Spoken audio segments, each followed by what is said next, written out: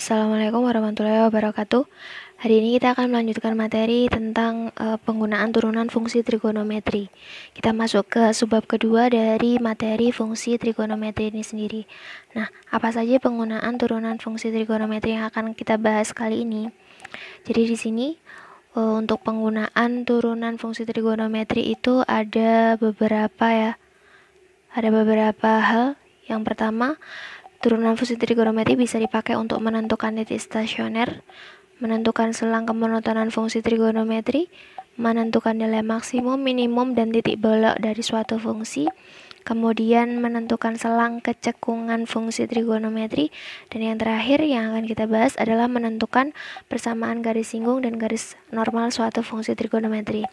Untuk bagian yang pertama dari video ini kita akan membahas dulu penggunaan turunan fungsi trigonometri poin 1 sampai poin 3. Untuk poin yang keempat dan poin 5 akan kita bahas di part selanjutnya. Jadi langsung saja. Sebenarnya ini materinya juga sudah kalian dapatkan ya di kelas 11 dulu. Jadi kita tinggal mereview saja, mengingat-ingat lagi. Yang pertama, menentukan titik stasioner. Jadi apa itu titik stasioner? Titik stasioner adalah suatu titik yang menyebabkan turunan fungsi itu bernilai sama dengan 0. Jadi f aksen x nilainya sama dengan 0. Maka x-nya itu disebut sebagai titik stasioner. Nah, langsung saja masuk ke contohnya. Caranya menentukan titik stasioner seperti apa? Jadi di sini kita akan menentukan titik stasioner dari fungsi fx sama dengan 4 sin 2x, di mana x-nya lebih besar sama dengan 0 dan kurang dari sama dengan 180 derajat. Langkahnya yang pertama, kita tentukan dulu turunan dari fungsi fx sama dengan 4 sin 2x. Karena aturannya kita harus menentukan titik stasioner itu melalui f aksen x sama dengan 0. Jadi kita cari f aksen x-nya dulu. Turunan dari fungsi 4 sin 2x. Saya rasa saya tidak perlu menjelaskan lagi ya. Kemarin kita juga sudah belajar caranya mencari turunan fungsi trigonometri seperti apa. Jadi 4 tetap kita tulis seperti itu, dikali 2, 2-nya di situ dari mana? Dari turunannya 2x. Kemudian dikali cos 2x. Dikali cos 2x kenapa? Dari turunannya si sin 2x. Oke, 4 dikali 2 cos 2x sama dengan 0. Sehingga kita punya 8 cos 2x sama dengan 0. Nah, dari sini 8 cos 2x sama dengan 0. Kenapa di situ bisa tiba-tiba muncul cos 2x sama dengan cos 90? Jadi waktu dia di posisi yang ini 8 cos 2x sama dengan 0, maka kedua ruas kita bagi dengan 8. Jadi kalau kedua ruas ini kita bagi dengan 8, maka kita punya cos 2x sama dengan 0. Yang ruas kanan nilainya tetap 0.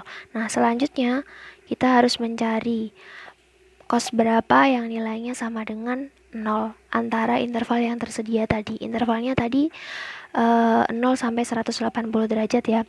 Jadi kita harus nyari cos berapa yang nilainya sama dengan 0. Nah, itu terjadi ketika cos 90 derajat. Oke. Setelah itu kemudian kita terapkan rumus persamaan trigonometri yang sudah kita pelajari di kelas 11 dulu juga. Jadi untuk aturan sin, cos sama tangen menentukan penyelesaiannya beda-beda ya. Jadi kalian bisa lihat di sini kalau ada fungsi sin x sama dengan sin a, maka x-nya bisa dicari pakai itu dua kemungkinan, a plus k kali 360 derajat, atau bisa dicari pakai 180 derajat dikurangi a plus k kali 360.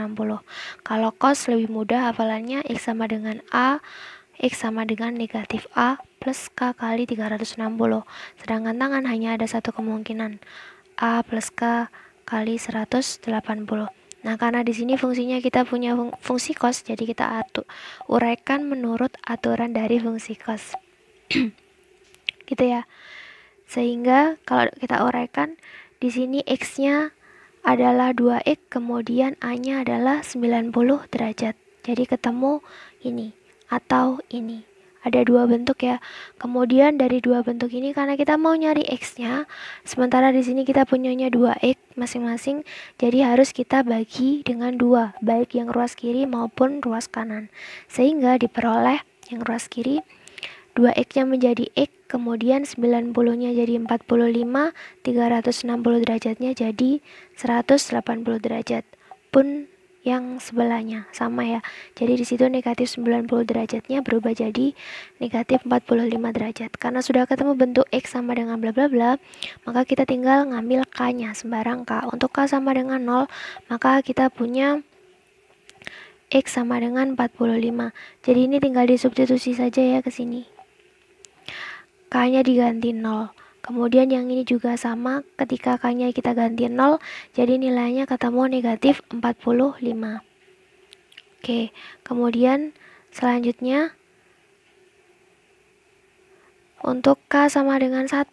Untuk K sama dengan 1, maka di sini kita masukkan ke sini juga, 1 dikali 180 hasilnya 180 ditambah 45 ketemu 225.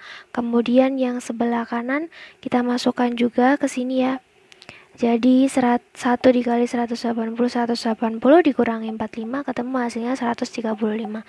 Nah, sampai sini dulu.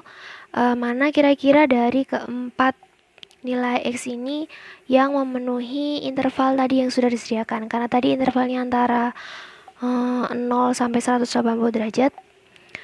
Bukan antara, yaitu kalau antara kan tidak ada sama dengannya. Jadi intervalnya tadi adalah interval tutup 0-180 derajat. Jadi yang memenuhi interval itu adalah yang mana saja? Yang 45, 225 enggak ya. Kemudian negatif 45 juga enggak. Dan 135. Jadi yang memenuhi interval itu adalah X sama dengan 45 derajat dan X sama dengan 135 derajat. Dengan demikian, maka kita bisa menyatakan bahwa titik stasioner dari fungsi tersebut pada interval tersebut adalah X sama dengan 45 derajat dan X sama dengan 135 derajat. Oke, semoga sampai sini bisa dimengerti ya. Selanjutnya, setelah menentukan titik stasioner, kita juga bisa menentukan selang kemonotonan fungsi trigonometri. Nah, bagaimana caranya menentukan selang kemonotonan fungsi trigonometri? Dengan menggunakan turunan pertama, maka kita bisa menentukan selang kemonotonannya.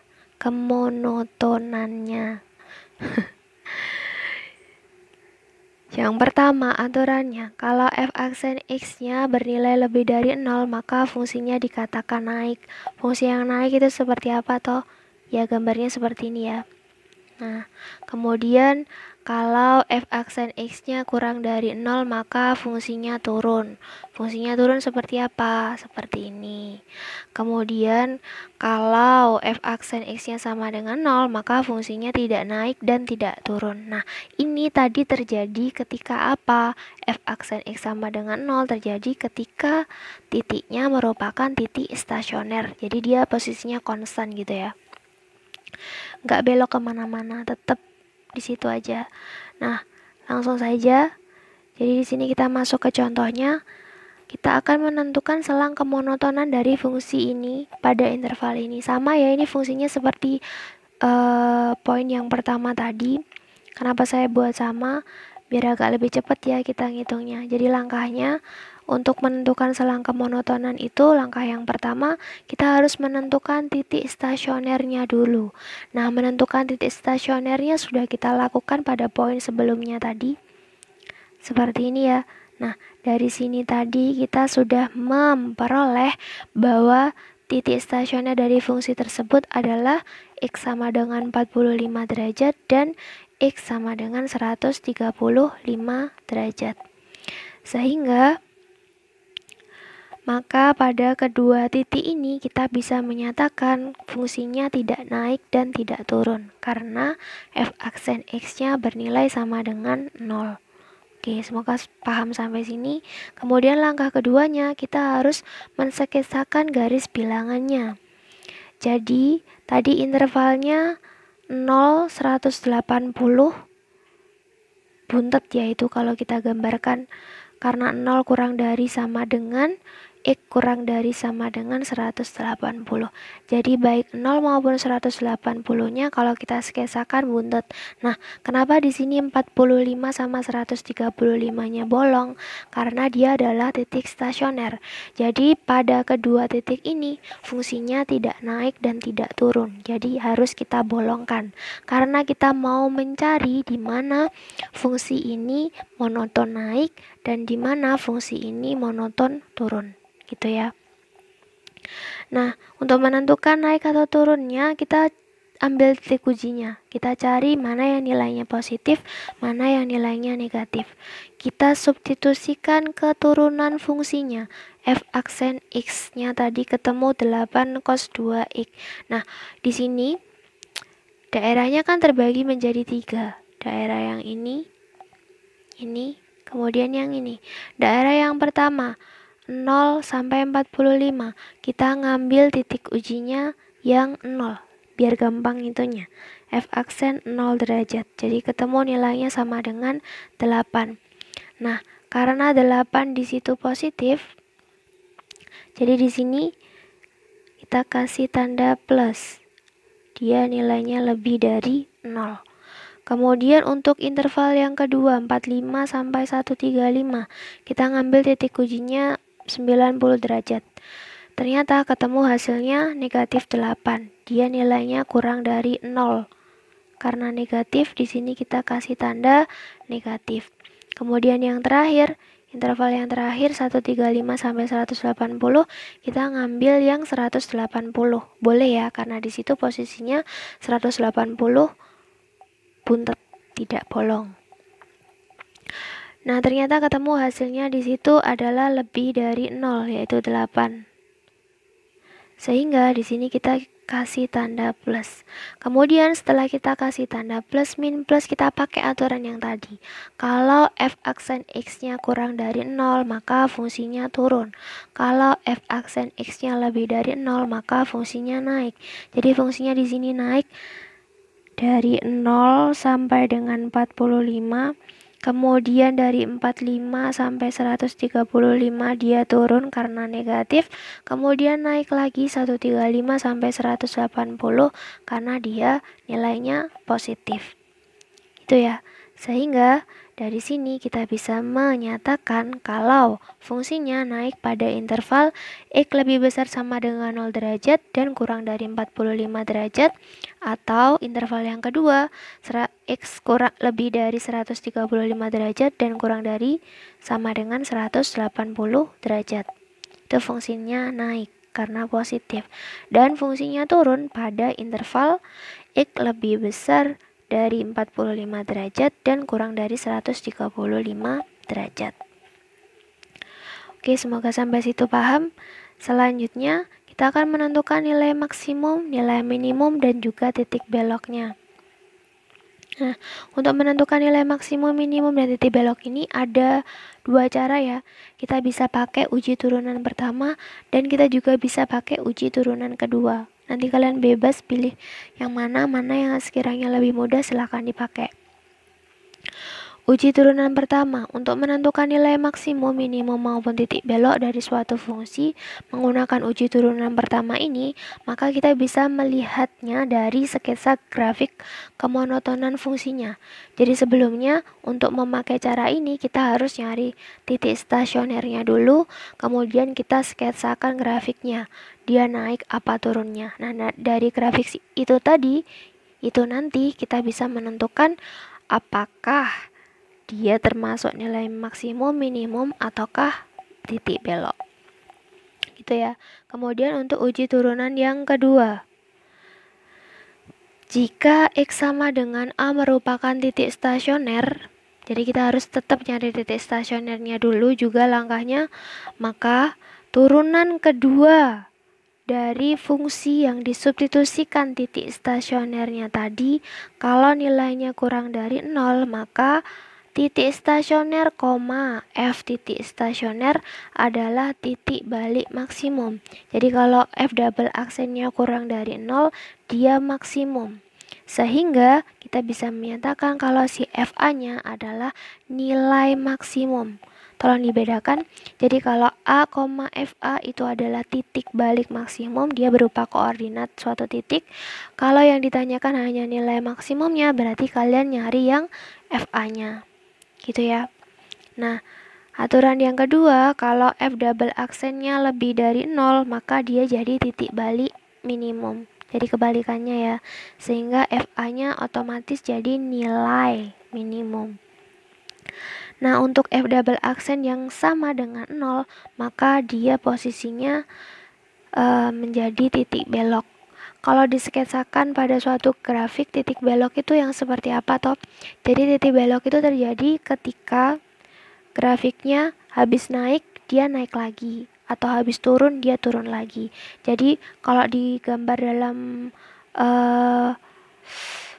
koordinat kartesius, kurang lebih gambarnya seperti ini. Jadi dia di sini naik, terus habis itu dia naik lagi. Nah, seperti itu.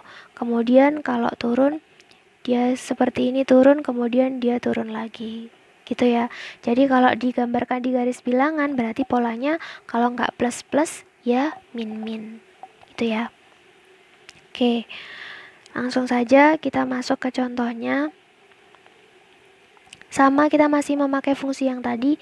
Jadi kita akan menentukan nilai maksimum, nilai minimum, ataupun titik beloknya kalau ada dari fungsi yang tadi. Jadi yang pertama kita akan menggunakan uji turunan yang pertama terlebih dahulu. Nah, uji turunan pertama ini bisa dipakai, tadi langkahnya apa? Jadi kita harus menentukan titik stasioner, kemudian mensketsa grafiknya. Sketsa grafiknya tadi kan kurang lebih seperti ini ya. Nah, dari gambar ini maka diperoleh bahwa 45 derajat dan F45 merupakan titik balik maksimum. Kenapa? Karena dia posisinya ada di atas ini. Jadi 45 F45 adalah titik balik maksimum. Dengan F45 derajatnya maka akan menjadi nilai maksimumnya. Ingat, ini dimasukkan ke F-nya, bukan ke F aksennya. Jadi dimasukkan dia nilainya ke sini. 4 sin 2 X-nya adalah 45, jadi 4 sin 90. Sin 90 nilainya 1, ketemu 4. Jadi nilai maksimumnya adalah 4. Kalau mau dituliskan koordinat titik balik maksimumnya, setelah dihitung seperti ini, seperti apa berarti? 45 derajat, 4. Ini adalah koordinat titik balik maksimum. Kalau yang ditanya nilai maksimum, maka nilai maksimumnya adalah 4. Gitu ya. Semoga bisa dimengerti sampai sini. Kemudian selanjutnya diperoleh juga kalau 135 derajat, F135 merupakan titik balik minimum. Kenapa? Karena dia posisinya ada di bawah. Ya, jadi dia titik balik minimum. Sehingga dengan demikian kita bisa menyatakan kalau F135-nya adalah nilai minimum. Berapa nilai minimumnya? Nilai minimumnya adalah negatif 4. Jadi kalau saya tanya berapa koordinat titik balik minimumnya? Koordinatnya adalah 135 derajat, negatif 4. Gitu ya. Oke, semoga nggak bingung. Lanjut. Jadi setelah menggunakan uji turunan pertama, kita pakai uji turunan kedua. Hasilnya sama aja. Kalau pakai uji turunan kedua ini, maka kita harus menurunkan fungsinya sebanyak 2 kali. Jadi kita nyari F double aksennya dulu. Ketemu itu, saya nggak akan jelaskan lagi bagaimana caranya menurunkan. Saya yakin kalian sudah paham, karena sudah melewati fase kehidupan yang kemarin ya. Jadi ketemu itu F double aksennya adalah negatif 16 sin 2X. Nah, yang pertama diperoleh kalau F double aksen 45 derajatnya. Tadi kan titik stasionernya kita ketemu 45 derajat sama 135 ya. Nah, titik stasionernya tadi kita substitusikan ke F double aksennya. Ternyata di situ ketemu hasilnya negatif 16, kurang dari 0.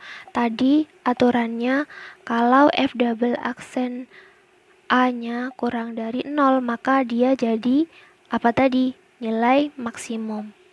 Ya. Sehingga di sini 45 derajat, F 45 derajat merupakan titik balik maksimum. Sama ya selesaiannya dengan langkah kalau kita memakai uji turunan yang pertama tadi. Sehingga nilai maksimumnya sama, ketemu 4. Ini dia disubstitusikan ke Fx-nya. Oke, gitu ya. Nah, yang kedua, hasil yang kita peroleh, F double aksen 135-nya, waktu kita substitusikan, ternyata dia hasilnya positif atau lebih dari 0. Kalau lebih dari 0, maka dia menjadi titik balik minimum. Sehingga kalau kita substitusikan 135-nya ke Fx-nya, ketemu hasilnya sama dengan negatif 4, yang mana dia akan menjadi nilai minimum. Nah, dari sini maka kita bisa menyimpulkan baik menggunakan uji turunan pertama ataupun uji turunan kedua, maka diperoleh bahwa nilai maksimum dan nilai minimumnya berturut-turut adalah 4 dan negatif 4. Lalu bagaimana dengan titik beloknya? Nah, karena kita tidak menemukan F double aksen X sama dengan 0, tadi aturannya titik beloknya ada kalau F double aksen A-nya sama dengan 0, karena di sini tidak ada yang sama dengan 0, maka kita bisa menyimpulkan kalau grafik ini tidak mempunyai titik belok. Gitu ya. Oke, semoga bisa dimengerti sampai sini. Demikian, kurang lebihnya saya mohon maaf. Semoga ilmu yang kita terima mendapat barokah dan diridhoi menjadi ilmu yang bermanfaat. Saya akhiri dulu. Wassalamualaikum warahmatullahi wabarakatuh.